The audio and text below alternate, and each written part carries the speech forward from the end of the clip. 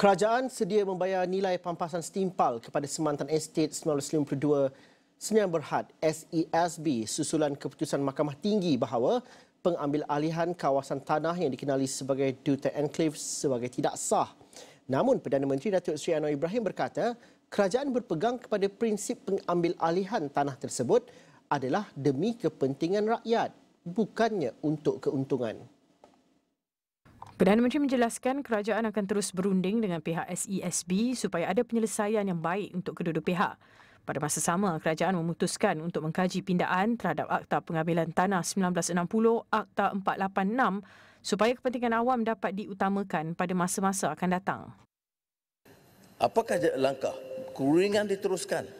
Ketua Setiausaha Perbendaharaan telah mengadakan 2 mesyuarat dengan mereka untuk memberikan laluan mungkin tanah yang belum dibangunkan, diserahkan dan dengan syarat kerjasama dengan mana-mana syarikat kerajaan dan keuntungan itu juga akan besar. Saya yang sebutkan di Dewan Yang Mulia ini, kita kena ingat keputusan kita mengalah dalam kes ini dengan mudah bermakna membuka ruang hak kepada beberapa rakyat, terutama kampung-kampung Melayu di bandar dulu. Kalau kita kompromis hal ini yang betul, maka seluruh tanah-tanah milik terutama Melayu di bandar akan terbongkar semula. Dan kalau kita sanggup bayar 5-60 bilion ringgit, kita mulalah selesaikan cara yang dicadangkan sebelum ini. Sebab itu kita bagi pihak Jemaah Menteri, kita tidak setuju dengan langkah itu. Runding dan jelas kepada mereka, dia akan dapat pampasan jauh lebih tinggi daripada 1.4 juta. Tetapi tidak boleh umpamanya menganggap perkara ini mudah.